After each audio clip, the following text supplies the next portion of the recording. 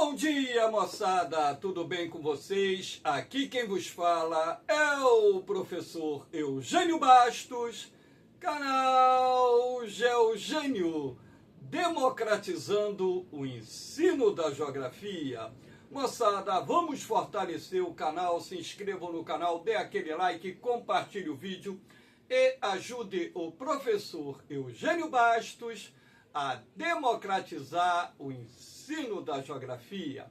Moçada, no nosso encontro de hoje, eu irei comentar as questões de geografia da prova da ESA 2025, acesso 2026.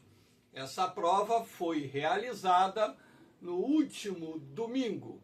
Portanto, espero que vocês gostem desses comentários. Havendo qualquer dúvida, deixe a sua pergunta, que eu terei o máximo prazer de respondê-la. Lembrando que essa prova tem 6 questões, algumas imagens e alguns textos que eu coloquei não fazem parte da prova, apenas para enriquecer os comentários e vocês entenderem melhor o gabarito. Valeu, moçada? Então vamos para a primeira questão, lembrando que essa prova é modelo A. Então a questão de número 35. Brasil ganha nova política industrial com metas para o desenvolvimento até 2033. Inovação e sustentabilidade estão no centro da nova indústria Brasil, que definiu áreas estratégicas para investimentos de acordo com o potencial impacto no desenvolvimento social e econômico do país. Com a nova política industrial, o Brasil dá um passo decisivo em direção à neoindustrialização. A indústria ainda enfrenta, porém, vários problemas que aumentam os custos e dificultam a maior participação no mercado externo. Entre eles, flutuação cambial, correto? O valor da nossa moeda perante o dólar tem influência direta nos preços dos produtos brasileiros que são exportados e também nos preços dos produtos que nós importamos. Então, por exemplo, se a nossa moeda se desvalorizar frente ao dólar, nossos produtos ficarão mais baratos no mercado internacional. Consequentemente, isso irá contribuir para o aumento das exportações. Todavia, os produtos importados ficarão mais caros no mercado interno. Agora, se a nossa moeda se valorizar frente ao dólar, nossos produtos ficam mais caros no mercado internacional e os produtos importados ficam mais baratos no mercado interno brasileiro. Então, quando a nossa moeda se valoriza, essa valorização é prejudicial à indústria nacional, porque os produtos importados, ao ficarem mais baratos, consequentemente, irão competir com os produtos produzidos internamente no Brasil. Agora, quando a nossa moeda se desvaloriza, o que acontece? O produto importado ele fica mais caro. Consequentemente, isso é benéfico para determinados setores da economia. Você pode até falar, mas se os produtos importados ficam mais caros, os componentes, acessórios, peças, etc., que a indústria importa também ficam mais caros. E isso vai ter um impacto no preço final do produto. Ok, concordo. Mas, de uma forma geral, os produtos brasileiros ficam mais baratos no mercado internacional, ganham maior competitividade e, consequentemente, isso irá contribuir para o aumento das exportações. Problemas logísticos, principalmente no que diz respeito ao sistema de transporte, o gargalo no sistema de transporte. Vale a pena ressaltar que boa parte das cargas transportadas no Brasil utilizam rodovias, que é o segundo sistema de transporte mais caro, o chamado transporte rodoviário, o que reduz a competitividade dos produtos brasileiros, uma vez que o aumento do valor do frete acaba se refletindo no preço final dos produtos que nós iremos exportar. Além do mais, a logística não envolve exclusivamente os sistemas de transporte, mas também envolve os sistemas de armazenagem, estocagem, como, por exemplo, para produtos agropecuários e por aí vai. Então, está certo. Barreiras tarifárias e não tarifárias, que são praticadas por vários países do mundo, principalmente os países desenvolvidos. Então, as tarifas alfandegárias, os impostos que incidem sobre produtos importados de outros países, né, produtos que outros países, melhor dizendo, importam do Brasil. Então, a criação das tarifas alfandegárias, de certa forma, encarece nossos produtos no mercado internacional.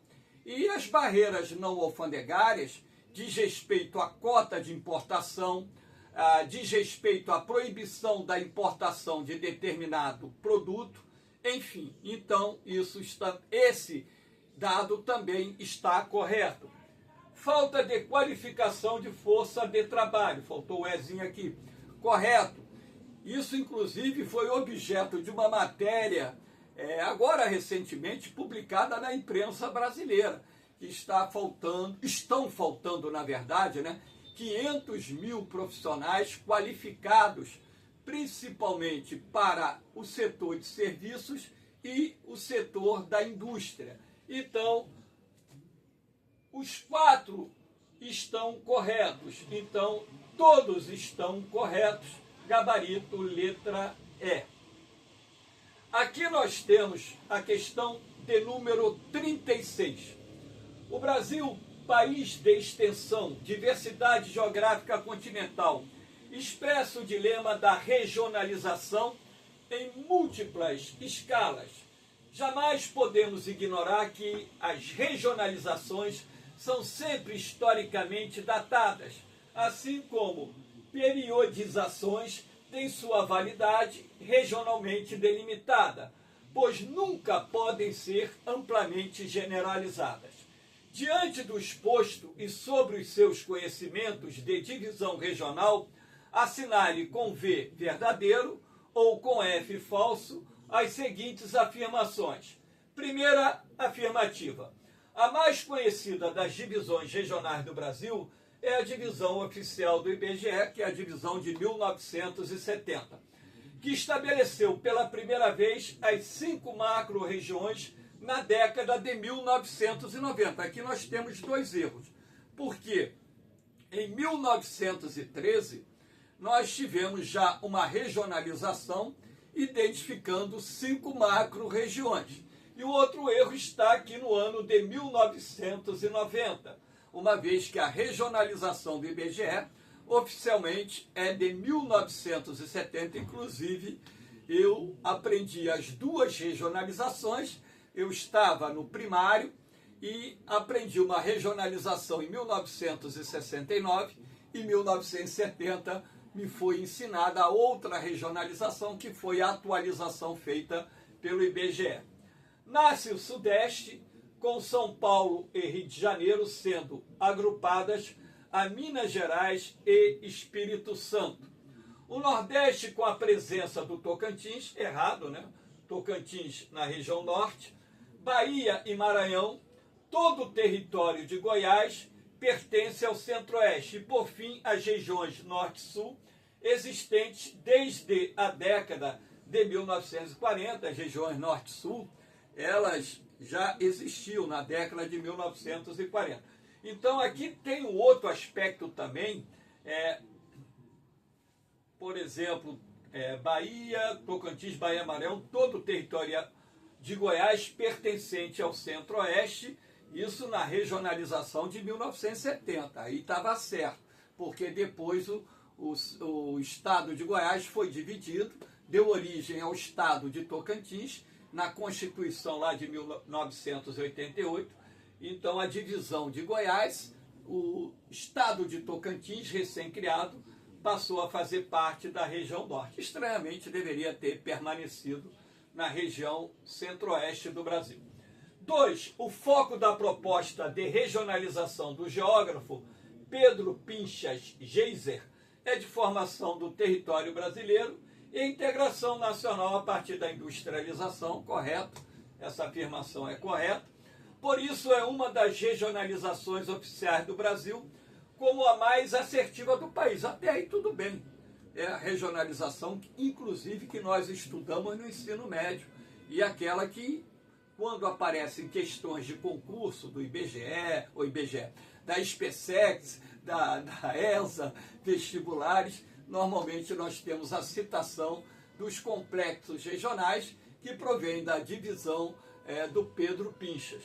Então, aqui nós temos, é bastante rigorosa do ponto de vista científico e dos limites estaduais. Aqui está o erro. A regionalização, sob o ponto de vista científico, é a regionalização proposta pelos geógrafos Milton Santos e Maria Laura Silveira, os 4 Brasis, onde se leva em consideração os meios técnicos, científicos e informacionais. Então, está errado. E os limites estaduais está errado. Os limites estaduais provêm, da divisão do IBGE, onde se leva em consideração, os limites políticos e administrativos que separam os estados da federação. Nos complexos regionais, na divisão geoeconômica do Pedro Pinchas, por exemplo, uma parte do Maranhão está na Amazônia, outra parte está no Nordeste. Por exemplo, Minas Gerais, o norte de Minas Gerais está no Nordeste, o restante está no Sudeste. Então, na verdade, o Pedro Pinchas não levou em consideração, de uma forma integral, os limites políticos administrativos que separam os estados do Brasil. Então, afirmativa errado. Vamos ver a terceira. Outra regionalização do espaço brasileiro é a que reconhece em 3 grandes complexos e ou unidades regionais, também conhecida como regiões geoeconômicas. Amazônia, Centro-Sul, Nordeste. Essa é a regionalização do Pedro Pinchas. A afirmativa está correta. Então, nós temos aqui a resposta correta, letra B, F, F, V. Vamos para a próxima questão. Leia o recorte do Recrutinha e o Meio Ambiente. Aqui, a imagem está meio borrada. Vou ler aqui, Vou tentar ler. Bom dia, alunos. Estes são, e não dá para ler, o Olivia e o Recrutinha, do Exército Brasileiro. Bom dia, crianças. A diretora nos convidou porque falamos sobre o meio ambiente e como devemos cuidar do planeta onde vivemos. Vamos aprender muito hoje. Que legal! E os uniformes deles são bonitos. Aqui está melhor de se ler. Primeiramente, devemos destacar a ocorrência dos problemas urbanos potencializados pela ação humana. Vários rios e lagos estão poluídos pelo esgoto de casas e indústrias. Aqui não dá para ver, está meio apagado, tá.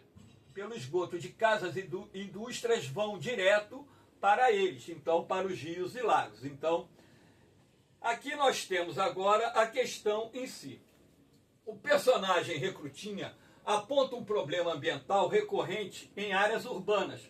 Contudo, a fim de assegurar o bem-estar geral de modo a preservar o meio ambiente, promover qualidade de vida para a população, garantir desenvolvimento urbano e sustentável para a cidade Em 10 de julho de 2001, faltou o E aqui, foi sancionado um documento que regulamentou itens de política urbana que constam na Constituição de 1988, denominado de Estatuto da Cidade. Resposta correta, letra E, Estatuto da Cidade. Então aqui eu coloquei uma síntese do Estatuto da Cidade. Aqui, ó. Lei, aqui, ó, 10.257/2001, é a lei que regulamenta a política urbana no Brasil, estabelecendo diretrizes e instrumentos para garantir o direito à cidade, a gestão democrática e a função social da propriedade. Ele busca democratizar o acesso à terra urbanizada, ordenar o uso do solo e distribuir os benefícios e custos da urbanização, combatendo a especulação e a desigualdade. A lei federal fornece aos municípios as ferramentas necessárias para implementar uma política urbana que promova cidades sustentáveis, olha aqui, com infraestrutura, saneamento e serviços públicos para todos. Sustentabilidade, integrar os aspectos ambiental, econômico e social do desenvolvimento urbano com foco em infraestrutura, saneamento e proteção ambiental. Então, essa resposta, o Estatuto da Cidade, a própria data já indicava, desde que você conhecesse, né, as características do Estatuto da Cidade. Acredito eu que muitos alunos não tenham recebido uma aula sobre isso, tá? Questão de número 38. As faixas de transição funcionam como extensos corredores que se interpõem entre as áreas nucleares dos domínios morfoclimáticos. Qual das alternativas abaixo são faixas de transição? Fique bem claro que esse mapa aqui não acompanhou a prova. Eu coloquei aqui para mostrar a vocês, ó. Aqui é o domínio amazônico, aqui é o domínio da Caatinga, o domínio do Cerrado, aqui você tem o domínio do Mar de Morros, aqui você tem o domínio das Araucárias e aqui você tem o domínio das pradarias. Então, consequentemente, repare, o que sobrou aqui? A Mata dos Cocais, que está aqui entre a Caatinga, o Cerrado e a Floresta Amazônica, ela fica aqui, ó, a Mata dos Cocais, e o Pantanal Mato-Grossense, que está exatamente aqui, ó, pegando o oeste do Mato Grosso do Sul, sudoeste do Mato Grosso, essa faixa aqui, que é o Pantanal. Então, letra A resposta correta. Professor, o que seria uma faixa de transição? A faixa de transição, ela reúne características de 2 ou mais domínios morfoclimáticos, tá bom? Isso é uma faixa de transição. Então, o Brasil, ele tem oficialmente 6 domínios morfoclimáticos e em branco aqui as faixas de transição que separam esses domínios morfoclimáticos. Então, resposta letra A. Aqui nós temos a questão de número 39. O Brasil, por motivos diferentes, também apresenta uma das matrizes energéticas mais limpas do mundo, correto? A respeito dessa afirmação, julgue os itens abaixo. Primeira, o país desenvolveu estratégias baseadas na exploração intensa de seus vastos recursos hídricos para a geração de eletricidade, correto? O Brasil possui um dos maiores potenciais hidrelétricos do mundo. O setor hidrelétrico, atualmente, responde por um pouco mais de 50% da matriz elétrica brasileira, mas teve momento que representou no passado mais de 90% da nossa matriz elétrica. Afirmativa verdadeira. 2. A produção comercial de biocombustíveis teve o Programa Nacional do Álcool, Proálcool, como tentativa de amenizar a dependência do Brasil em relação ao petróleo, correto?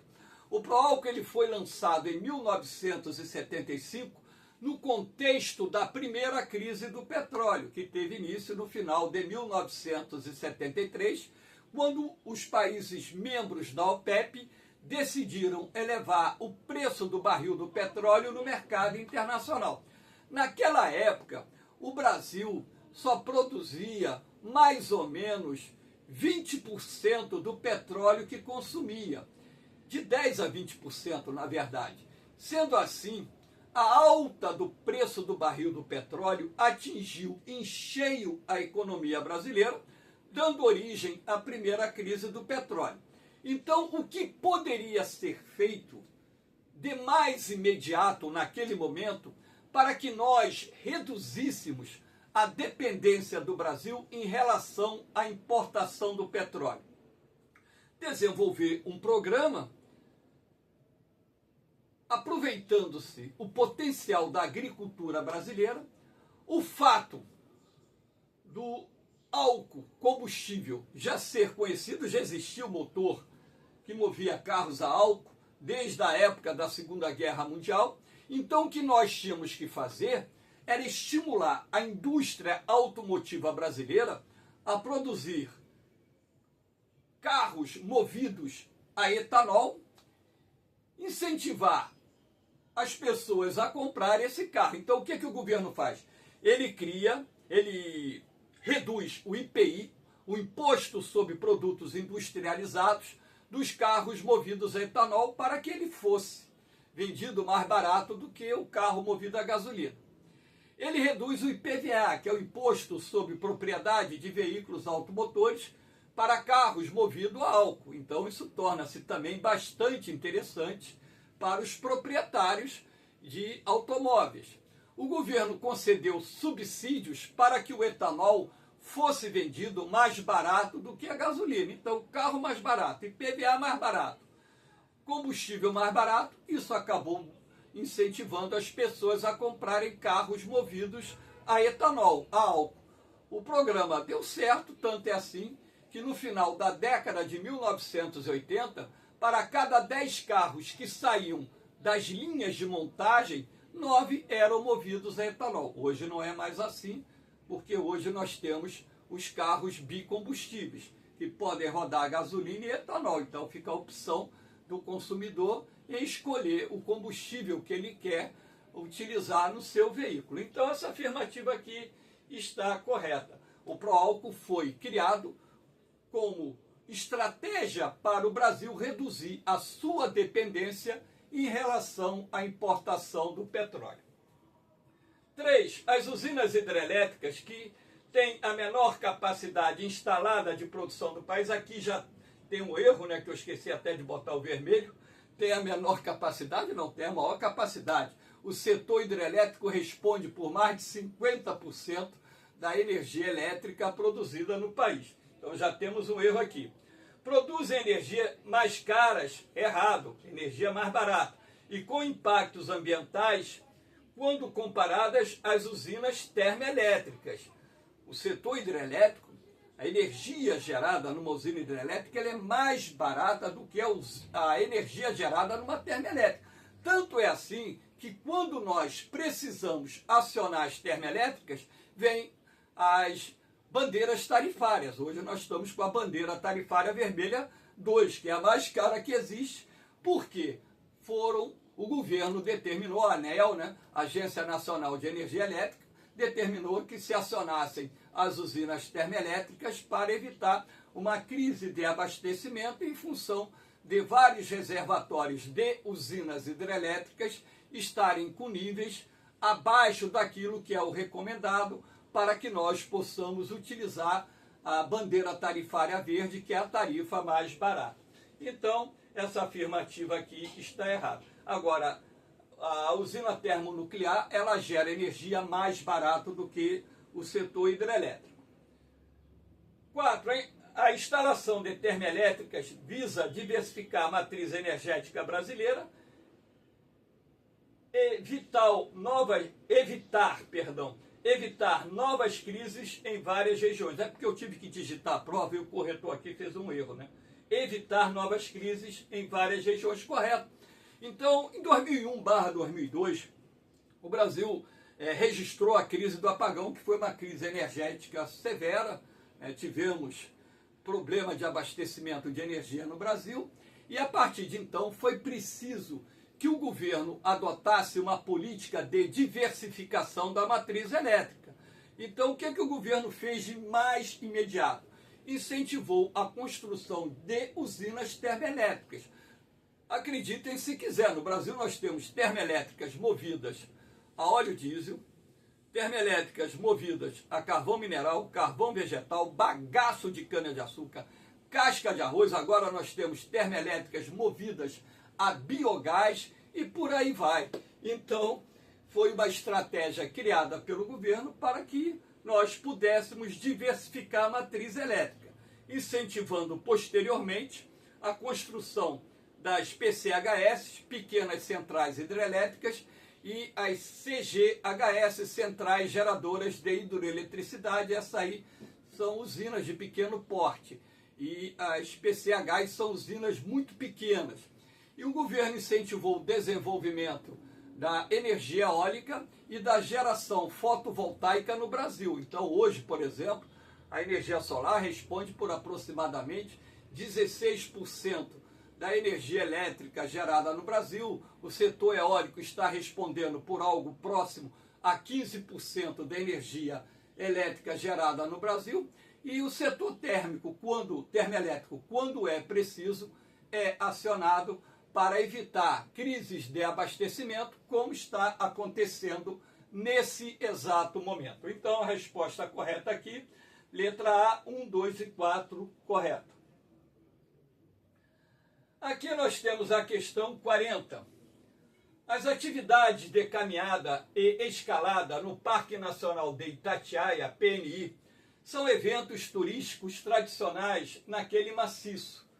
Nos últimos anos, essas atividades vêm sendo adequadas à realidade de uma unidade de conservação, o C, em conjunto com a equipe do parque e a Câmara Técnica de Montanhismo e Ecoturismo, CTME. Para isso, desde 2007, o parque conta com as regras para o uso daquele planalto que vem sendo aprimoradas anualmente. Como parte dessa formação, servidores do PNI, o coordenador da CTME ministram palestras na qual a melhor definição para o Parque Nacional foi destacado como resposta correta aqui, letra E. Uma categoria destinada à preservação de ecossistemas naturais de grande beleza cênica.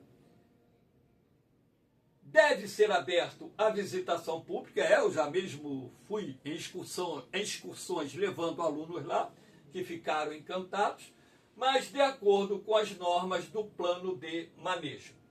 Eu vou colocar aqui para vocês, isso, claro, não está na prova, apenas para que vocês entendam. Aqui, ó. A afirmativa A, uma estação ecológica destinada à preservação integral dos atributos naturais existentes em seus limites, sem uma interferência humana direta. Aqui, o que é uma estação ecológica? É uma unidade de conservação brasileira de proteção integral com o objetivo principal de proteger a natureza e permitir a realização de pesquisas científicas. Tá? Aqui nós temos... Letra B. Uma reserva biológica destinada à pesquisa científica é vedada a visitação pública, exceto para atividade educacional. Vamos ver aqui o que é uma estação ecológica.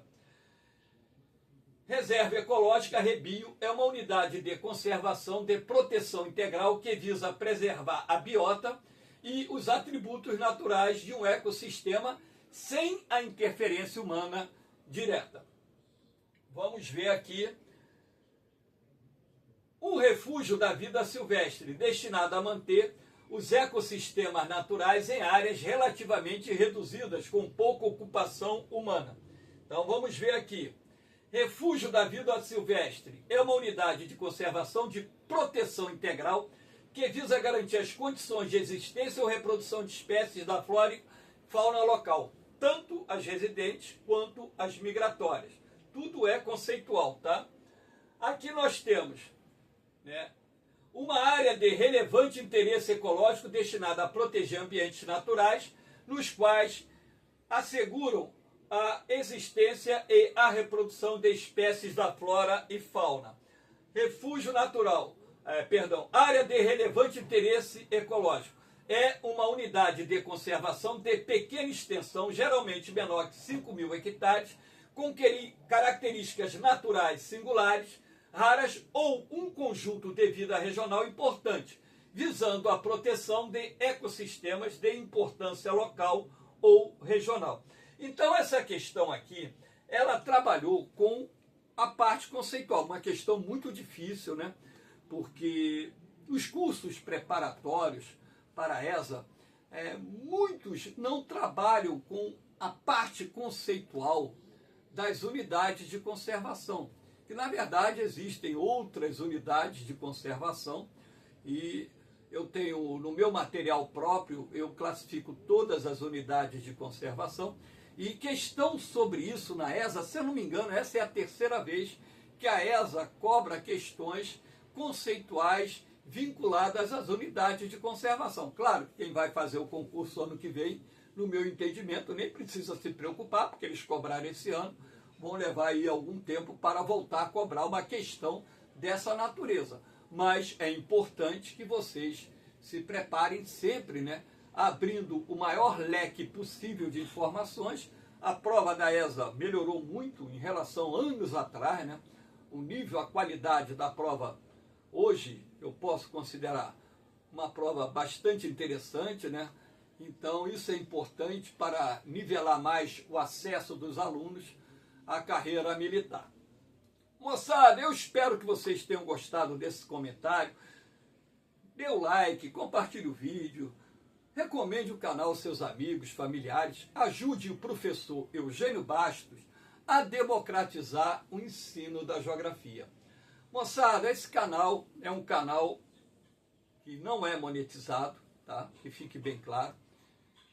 O YouTube monetizou ele, mas em nenhum momento eu fiz nada que o YouTube pediu para fazer o pagamento sobre aquilo que eu teria direito. Não criei canal para ganhar dinheiro. O único objetivo que eu tenho é democratizar o ensino da geografia, fornecendo aulas, materiais escritos, provas comentadas, tudo o que é possível fazer para você que está se preparando em concurso, sem ter interesse financeiro nenhum por detrás disso. A única coisa que eu peço é que ajude a divulgar o canal para que mais alunos possam ter acesso a essas aulas e, consequentemente, uma melhor preparação para os concursos. No canal Geogênio tem aula sobre unidades de conservação, tá? Então, é só procurar lá na playlist que vocês vão ver a aulinha. Na parte de Geografia do Brasil tem uma aula específica sobre unidades de conservação. No mais, moçada, um beijão no coração de vocês, um forte abraço, fiquem com Deus, eu vou, mas eu volto, hein? Fui!